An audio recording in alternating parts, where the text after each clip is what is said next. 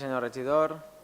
Moltes gràcies, senyor alcalde. Li tinc una resposta curta i una resposta llarga. La curta és el programa del mes de desembre del 2011, quan vostè no havia encara obert la boca. Totes les escoles havien participat dels festivals de Nadal. Per tant, si participen o deixen de participar, no tindrà absolutament res a veure en la seva decisió. Per tant, primer error. Però la veritat és que he tingut que aguantar molt aquestes setmanes i per tant vaig a optar per la resposta llarga. Anem a veure.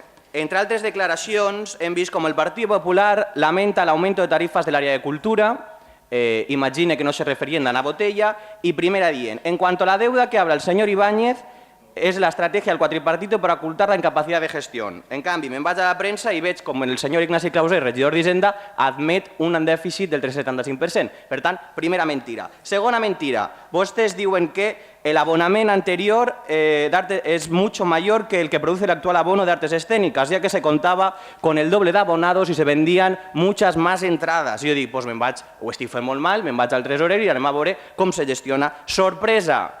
Ingressos del Partit Popular de l'1 de gener a l'1 de juliol, 0 euros. Ingressos del actual govern, 30.996. L'informe del tresorer per si el vol veure adjuntat. Per tant, segona mentira. La veritat és que vostès han estat aquestes setmanes molt divertits, jo no vull entrar massa al joc. Per què? Perquè necessitaven una cortina de fum. Això només que és una cortina de fum per a dir que estan al costat de les escoles.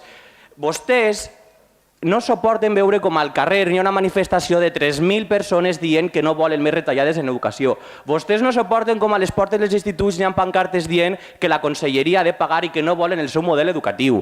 Vostès això no ho suporten i necessitaven ràpidament una cortina de fum. No necessitaven absolutament res i munten tota aquesta parafernàlia començant a dir mentires, que si guanyen el doble, que no sé quantes històries, que s'ha comprovat que és autènticament mentira. A més, vostès imitant a la consellera d'Educació que utilitza els assessors per a enviar argumentaris dient que els professors són vagos, que els professors no van mai, que més del 27% dels mestres no van a classe, fan exactament el mateix i utilitzen els seus assessors per a enviar correus en argumentaris falsos. Per tant, la veritat és que no és així bé la seva cortina de fum, que votem en contra, perquè si seguits vostè les actes de la Junta Local de Govern veurà que totes les escoles, exceptuant una, exceptuant el José Soriano que ha decidit fer al pati. I dubte molt que vostè pense que els xiquets del José Soriano no vagin a sentir-se artistes ni protagonistes per fer al pati la seva escola. Pense que vostè això no pensarà i si ho pensa m'agradaria saber-ho. Per tant, jo no vaig a servir-los de coartada. Admetan que el seu partit està fent dures retallades al camp de l'educació i no munten cortines de fum perquè la gent no és tonta i qualsevol persona